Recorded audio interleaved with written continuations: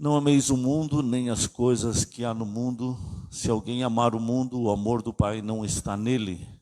Porque tudo o que há no mundo, a concupiscência da carne, a concupiscência dos olhos e a soberba da vida, não procede do Pai, mas procede do mundo. Ora, o mundo passa, bem como a sua concupiscência. Aquele, porém, que faz a vontade do Senhor, permanece para sempre, eternamente. Porque tudo o que há no mundo, a concupiscência da nossa carne, a concupiscência dos nossos olhos e a soberba da vida, não procede do Pai. Sempre que a gente está aprendendo a palavra, a gente aprende que o mal reside dentro da gente. Nós não nascemos como um copo de água limpinho, e no passar dos dias, no passar dos anos, as pessoas ao nosso redor, os pais, os amigos, os irmãos, vão pingando aquela água suja com conta-gota, e no final a gente fica muito sujo. De acordo com a palavra de Deus, nós já nascemos transgressores, nós já nascemos contaminados, já nascemos sujos. E só o sangue de Jesus pode remover esses pecados, e só através da palavra de Jesus a gente pode nascer de novo, ser nova criatura. Mas essa concupiscência que ele fala é uma palavra que eu tenho sempre explicado e gosto de explicar ela por causa do significado importante dela. Porque é aquele desejo que você tem que te domina. É aquele desejo que você tem e que controla o dia inteiro, a semana inteira. Eu entendo assim que quando fala a respeito de Eva, eu acredito assim que foi um tempo longo de tentação. Não foi apenas um momento de tentação para Eva. Aquilo foi tomando conta do seu coração, foi enchendo o seu coração daquele desejo, e ela não conseguia mais pensar em outra coisa senão no que o diabo estava propondo para ela, mas ela não entendia ainda a respeito do diabo. Ela não tinha entendimento a respeito das trevas. E ela foi abrigando aquela conversa meiga, aquela conversa suave, diz o texto, a serpente, a mais sagaz. Então, de uma forma muito sagaz, de uma forma muito mentirosa, se possível, falando muitas verdades, ela foi iludindo, diz a Bíblia, Eva. E chegou um momento assim que ela não conseguia mais pensar em nada, senão nas propostas e na conversa da antiga serpente. E essa história de ficar o assunto remoendo na tua cabeça, de manhã, de tarde, de noite, você às vezes perde até o sono pensando no assunto, isso chama-se concupiscência. É aquele desejo que nos toma conta, que você não consegue frear. O sábio, ele diz assim, é como um boi que vai ao matadouro, ele está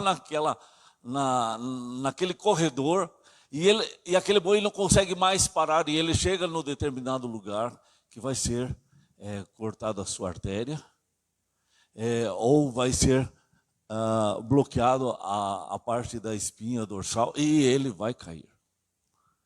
Então, muitas vezes na tentação a gente não percebe as consequências da tentação, elas nos tomam, elas invadem o nosso corpo, e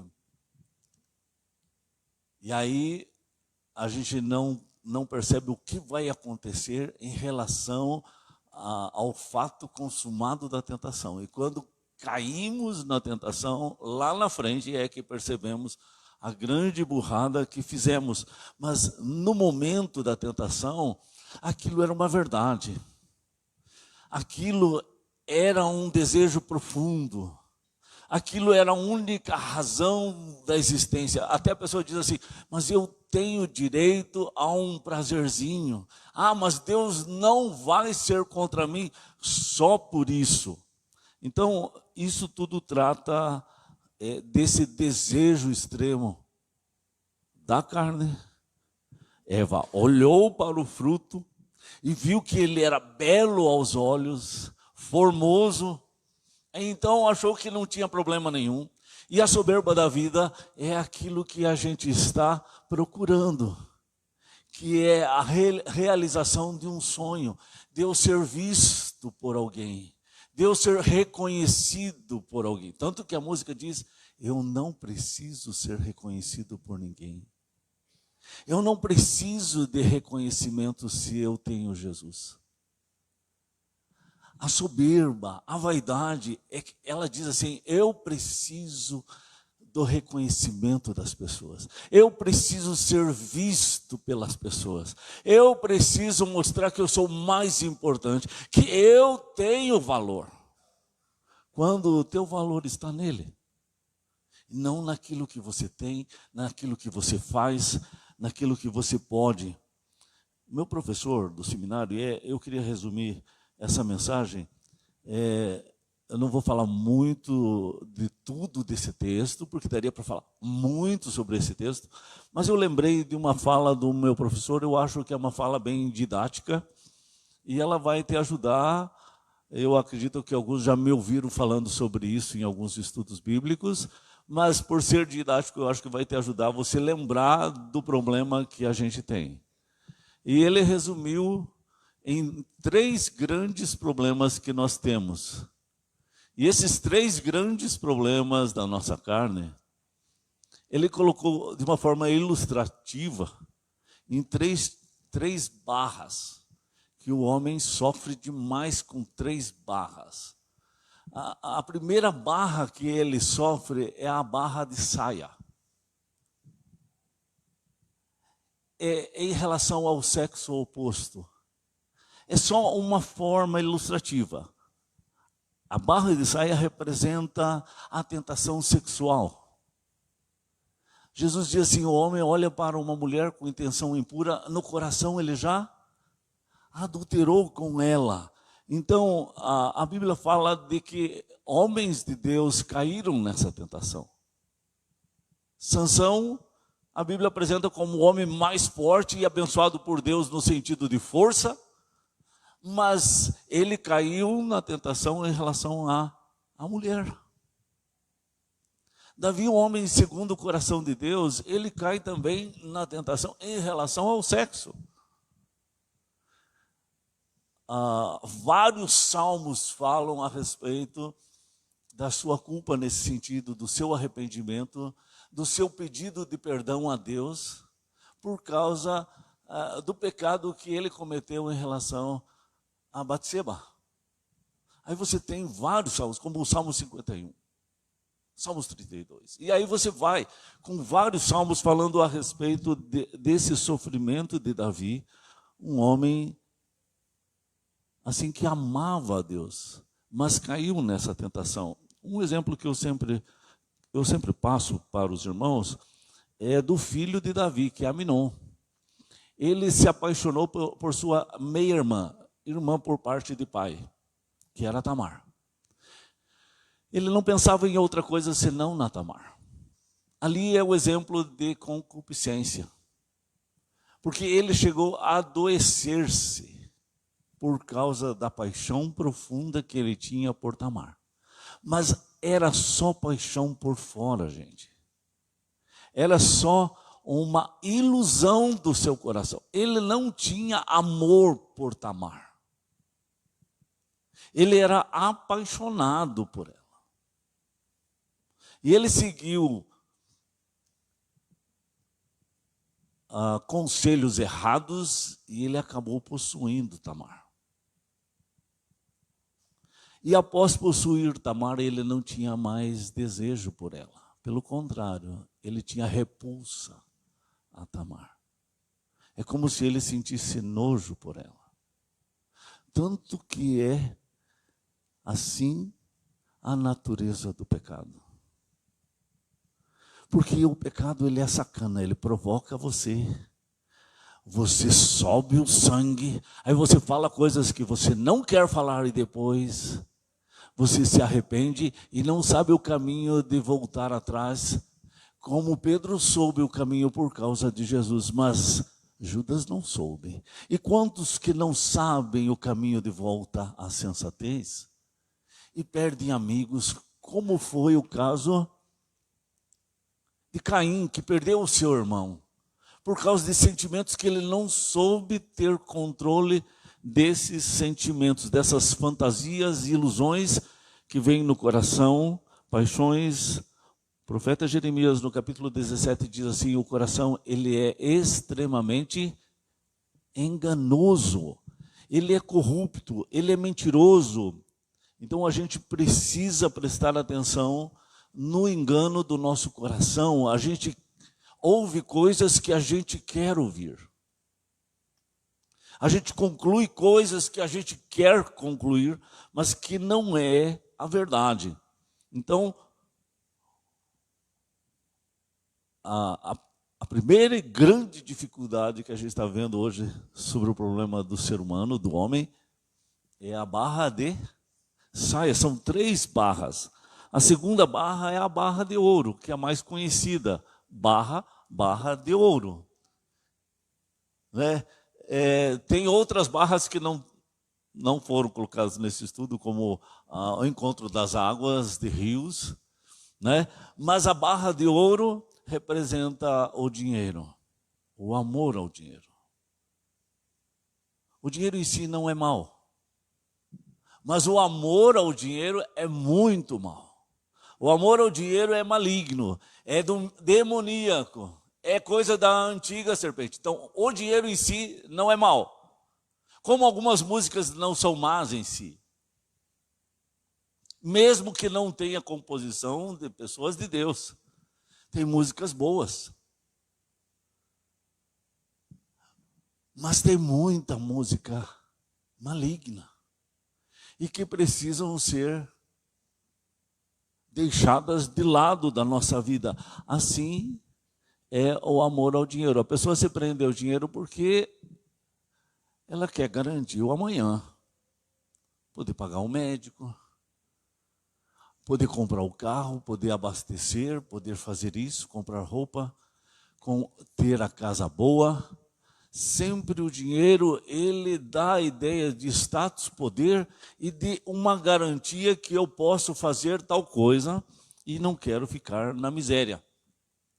Mas quando Jesus fala que o dinheiro ele pode ser senhor da tua vida, ele chama esse senhor de Mamon, que é um demônio do dinheiro. Então, a divisa entre o bem e o mal, nesse caso, ela é muito estreitinha. E nós precisamos do discernimento de Deus para não sermos enganados por essa divisa estreita. É uma linha muito estreitinha, é difícil de se equilibrar nela. Porque a tendência do ser humano é ter controle sobre a sua vida, domínio sobre si, sobre o seu dia, sobre o amanhã, e o dinheiro vai fazer parte dessa questão da segurança, assim como o jovem rico tinha a oportunidade de andar com o Criador do céu e da terra e não andou, porque ele era apegado ao dinheiro, e ele era seguidor da religião, ele achava que cumpria todos os mandamentos de Deus, e no entanto ele não amava a Deus sobre todas as coisas, ele amava o dinheiro. E muitas vezes a gente faz o mesmo engano, achando que está no centro da vontade de Deus e está longe do centro da vontade de Deus. Por isso temos que orar para que Deus esteja abrindo os nossos olhos, né? Então, a ansiedade que o dinheiro, a falta do dinheiro, ou pode conversar, ou pode vir assim, testemunhos ou jornalistas que fazem entrevista aos mais ricos da terra, e eles perguntam: até quando é suficiente? Até quando você vai precisar parar de enriquecer tanto? Ah, mas eu preciso só mais um pouquinho mais, daí depois eu paro. nunca é suficiente. Porque esse mal não tem o que preencha. E realmente todo mal nunca é suficiente, ele sempre precisa mais. A Bíblia fala assim que Acã já sabia que pegar aquelas vestes, aquelas joias de Jericó, eram contaminadas por cultos pagãos. E adquirir aquelas riquezas traria maldição na sua casa. E assim mesmo Acã guardou aquelas joias preciosas, aquele dinheiro todo. Acredito que ele estava pensando no futuro dos filhos dele, numa herança para a sua família, num poder de pagar uma escola melhor para os seus filhos do que os demais, que não tinham aquele dinheiro. No entanto, não só trouxe desgraça para si, mas como para todo o povo de Deus. E assim a gente vê Gideão, a gente vê outros homens de Deus que deram mais crédito ao dinheiro e na vida foram usados por Deus. Mas em relação ao dinheiro, teve um dia que eles caíram nesse pecado, a barra de ouro. E a última barra é o São João da Barra. Eu acho que é uma pinga. Pelo menos meu professor falou que tinha o tal de São João da Barra. Ele era lá de Recife, eu estudei em Recife, imagino que é por lá isso aí. Eu não sei se tem por aqui. Mas dá para ilustrar a nossa terceira, o terceiro problema que os homens enfrentam. É o tal do São João da Barra. A barra, nesse sentido, está representando a bebida, né? O álcool, a droga, qualquer coisa no sentido que seja viciante e que entorpece, que modifica o teu estado normal. Há demônios que a gente ouve falar, demônios, espíritos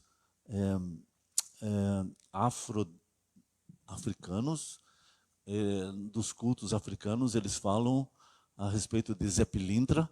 Zé Pilintra é um espírito relacionado à bebida, e a pessoa que tem muita ligação com esse tal Zé Pilintra, tem muita ligação com bebida, bebe, muitas vezes não fica bêbado, mas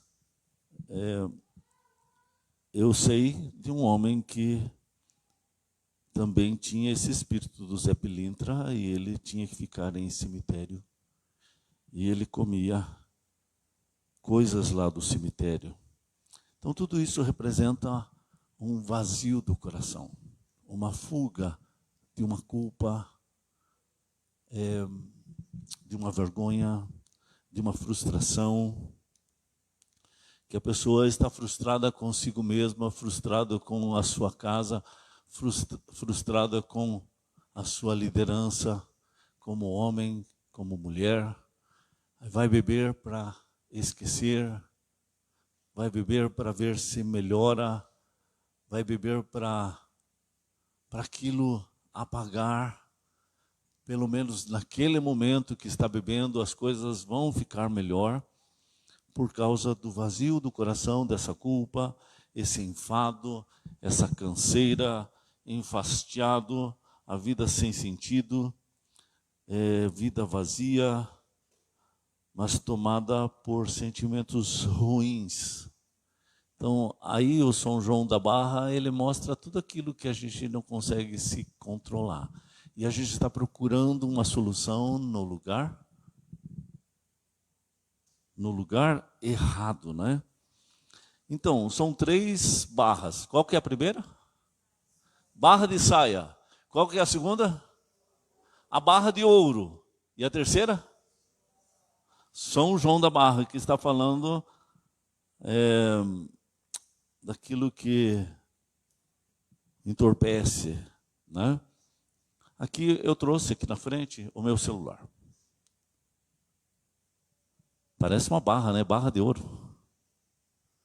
Ele não é barra de ouro, não é barra de saia e não é São João da Barra.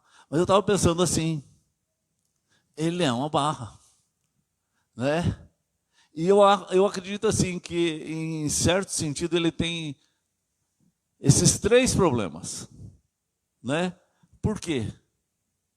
Como barra de saia, a pessoa encontra muita pornografia aqui. Às vezes aquele jovenzinho da igreja que eu conheci está mostrando ali o Opala para o pai e está folheando aqui, passando assim, e mostrando esse Opala, aquele Opala. E daí no meio de tudo aqueles Opala aparece também uma mulher nua. Daí passa mais rápido, vem outros Opala, daí vem outra mulher nua. E eu fiquei olhando assim, mas é um menino de uns 11 anos, ele está lascado, ele está cheio de... Como é que ele vai aguentar isso aqui? No seu quarto, sozinho, em vez de ir no seu quarto em secreto, com o seu pai em secreto, falando com o seu pai em secreto, o que ele vai fazer lá no quarto em secreto? O que é que ele vai procurar lá? Então veja a desgraça que a gente está vivendo. É claro que o celular pode ser uma boa ferramenta e uma coisa muito boa. Mas a gente tem que ver esse outro lado. O homem mau, do mau tesouro, tira coisas más. O homem bom, do bom tesouro, tira coisas boas. Para o homem puro, tudo é puro. Mas é assim que acontece na nossa vida? É assim que é o nosso coração? Quantos pastores já caíram nesses pecados? Quem que está acima disso? E pode dizer assim, eu não caio. Dessa água eu não bebo. Então, se não nos humilharmos, nós não temos chance. Hoje se fala tanto contra a violência à mulher. Então, todo noticiário está falando a respeito dessa violência, que é muito grande contra a mulher.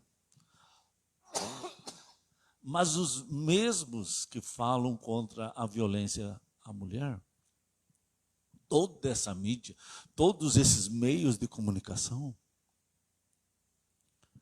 falam da pornografia. E invadem as casas com pornografia.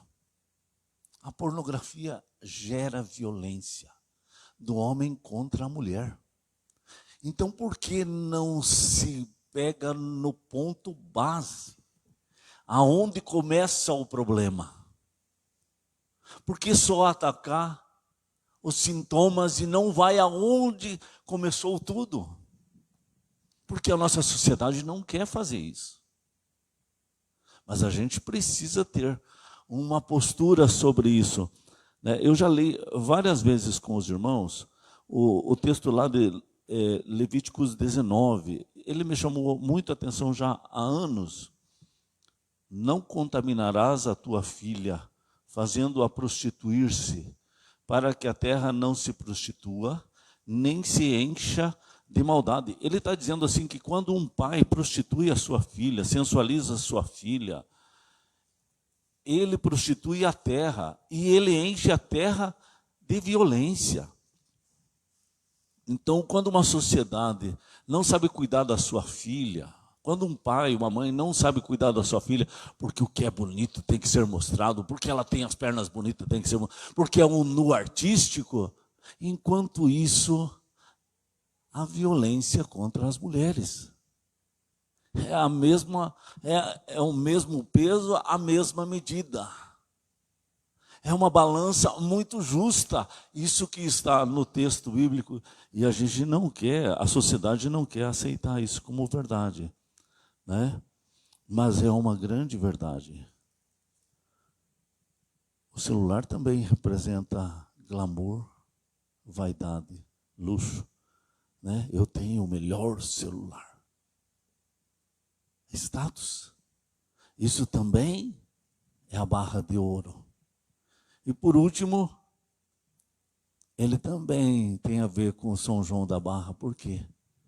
Porque ele vicia. Ele distancia as pessoas que estão perto e traz as pessoas que estão longe para perto, mas às vezes não há comunicação entre as pessoas da própria família, cria uma dependência do celular e revela o descontrole, a falta de temperança. Existem teias que prendem as pessoas e estão deixando uma sociedade burra, uma sociedade zumbi. São mortos vivos, andam, comem, dormem, trabalham, mas não tem mais raciocínio criativo. Porque Deus é um Deus criativo, que cria as coisas de uma forma criativa. Então a gente está vendo assim gerações já de tempo, como que fosse assim tudo meio mecanizado, meio robotizado, e todos falam a mesma linguagem. Pode ver a dificuldade que os empresários aqui em Chopinzinho têm para encontrar funcionário. Por quê? Está sobrando trabalhadores no Brasil? Ou está faltando trabalhadores no Brasil? O que está acontecendo? Para que não se ache funcionários, não tem mão de obra especializada. Mas talvez se tivesse um jeito de ganhar dinheiro, um bom dinheiro com mensagens aqui, pôster, não sei o quê. Como é que é chamado os caras bons aqui do celular? YouTubers. Iam ganhar muito dinheiro, porque desde nenezinho já sabem mexer com isso aqui, e mexe para lá e mexe para cá, e já são YouTubers. Mas como o Juliano fala, né? Frango de granja. Vai virando aquele franguinho de granja, que não tem, como eu podia dizer assim, não tem imunidade espiritual nem emocional para enfrentar os problemas da vida. Então, eu queria trazer essa reflexão para os irmãos, para a gente estar pensando sobre três grandes problemas que a gente tem. E são ilustrados por 3 tipos de barra. Barra de saia, barra de ouro, São João da Barra. Aí vamos gravar. Daí depois você pode colocar isso também em relação ao celular. Mas vamos refletir sobre isso. Vamos pensar, né? O que tem dominado os teus pensamentos.